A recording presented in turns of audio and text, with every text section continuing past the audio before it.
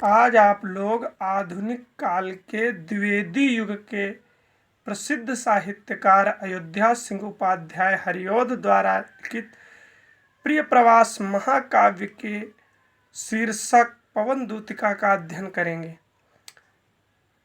देखिए, यहाँ पर राधा जी हवा को अपनी सेविका बना करके श्री कृष्ण के पास संदेश भेजती हैं और विविध भांति से श्री कृष्ण को का परिचय हवा को बताती हैं और उसके बाद अपने दुखों को प्रकट करने के बहुत से उपाय राधा जी हवा को बताती हैं।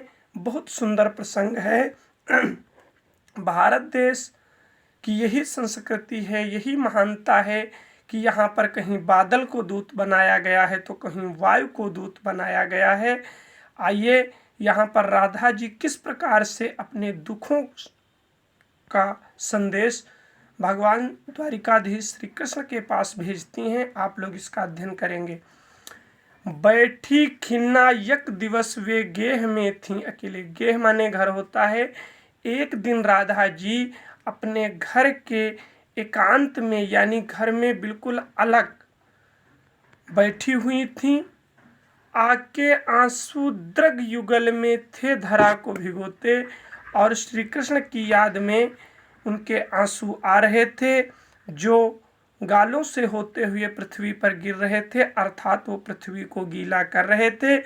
वो पुष्प वाटिका में बैठी थी और पुष्प वाटिका में बैठी होने के कारण अचानक उन्हें भगवान श्री कृष्ण की याद आ गई।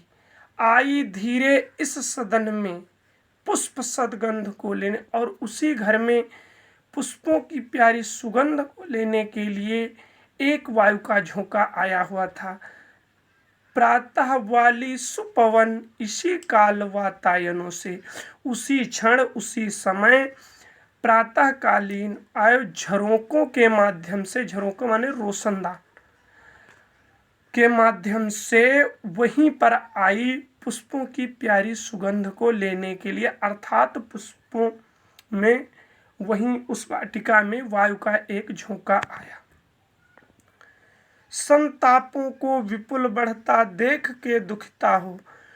राधा जी उस वायु के झोंके को देखकर, यानी जब वो सुगंधित वायु का झोंका राधा से टकराया तो वो बहुत दुखी हुई, अत्यधिक दुखी हुई और वो कहने लगी। धीरे बोली सादुख उससे श्रीमती राधिका। राधा जी उस हवा से दुख के सहित बोली, मतलब दुख पूर्वक बोली, बड़ी दुखित आत्मा से बोली। क्या बोली? प्यारी प्रातः पवन इतना क्यों मुझे है सताती। अय प्रातःकालीन पवन, अय प्रातःकालीन वायु, तू तो सभी को आनंद देने वाली है, सुगंधित वायु है, फिर तू मुझे क्यों परेशान कर रही है? क्या तू भी है कुलसित हुई काल की क्रूरता से? क्या तू भी काल की तरह कठोर हृदय वाली है? तुझे भी किसी के ऊपर दया नहीं आती? तुझे मालूम है कि मैं यहाँ श्री कृष्ण के वियोग में बैठी हूँ, दुखित बैठी हूँ, अर्थात तेरी ये सुगंधित छवि, सुगंधित दृश्य मुझे अच्छे नहीं लग रहे, क्योंकि ये सारी चीज़ें तभी अच्छी लगती हैं जब भगवान श्री कृष्ण होते हैं। उनके बिना हमें ये कुछ भी अच्छा नहीं लगता। क्योंकि मेरे प्यारे नव जलद से कंज से नेत्र वाले, मेरे प्यारे श्री कृष्ण नए बादल के टुकड़े के समान रंग वाले, कंज से नेत्र वाले, चमकीले नेत्र वाले, जाके आए न मधुवन से और न भेजा संदेशा। जब से वो चले गए हैं तब से ना ही आए हैं और ना ही हम लोगों के लिए कोई संदेश भेजा है। इसलिए मैं रो रो के प्रिय विरह में बावली हो रही हूँ। इसलिए भगवान श्री कृष्ण की याद में हम और समस्त गोपिकाएं रो रो करके पागल हो रही हैं और तू मुझे परेशान कर रही।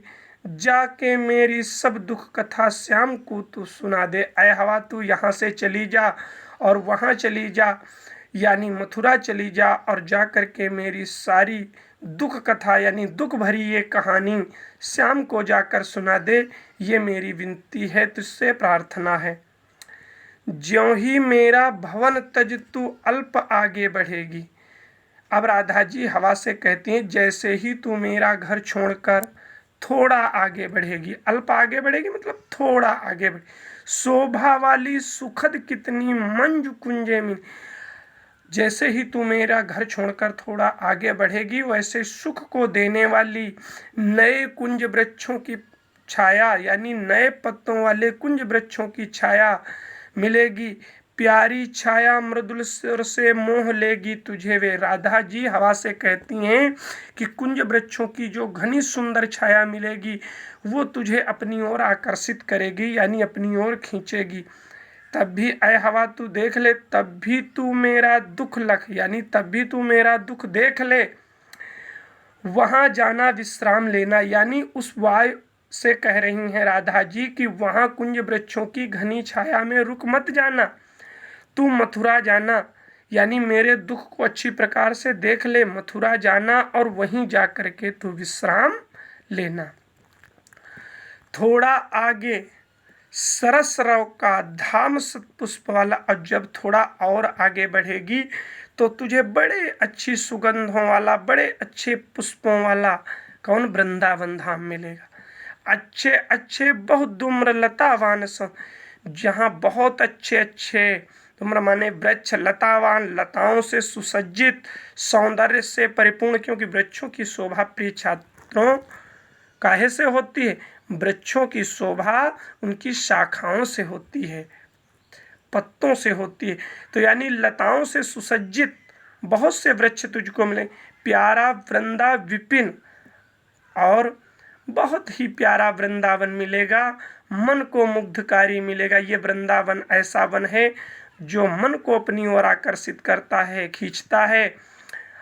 आना जाना इस विपिन में मुँह ना न होना, इस वन में, इस जंगल में, यानी इस वृंदावन धाम में आना जाना अपने बस की बात नहीं है। अर्थात हम ये कह सकते हैं कि यहाँ जाना तो अपने बस की बात है, लेकिन यहाँ से आना अपने बस की बात नहीं है। अर्थात यहाँ इतना अच्छा लगता है कि आने का मन ही नहीं करता।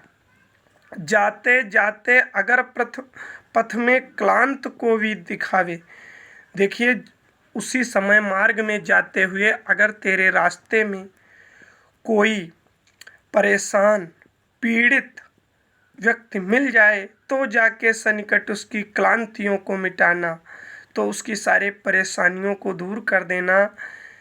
धीरे धीरे परस करके गात उत्पात खोना, धीरे धीरे यानी अपनी आगोश में ले लेना, चारों ओर से ले लेना, अपनी प्यारी सुगंधों के द्वारा उसके तेज को यानी उसकी गर्मी को शांत कर देना। सदगंधों से श्रमित जन को हर्षितों सा बनाना और अपनी प्यारी सुगंधों से उस थके हुए व्यक्ति को आराम देना और उसे आनंदित करना।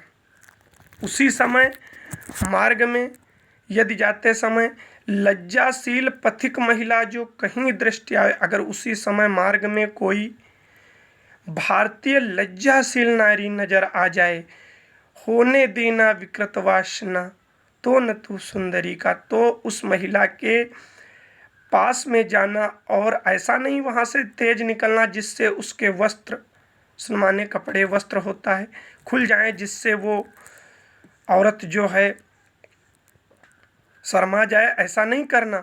बहुत आराम से जाना और जो थोड़ी भी श्रमित हुआ, अगर वह थोड़ी भी थकी हुई हो तो उसको अपनी गोद में ले लेना और उसकी सारी थकान को दूर कर देना।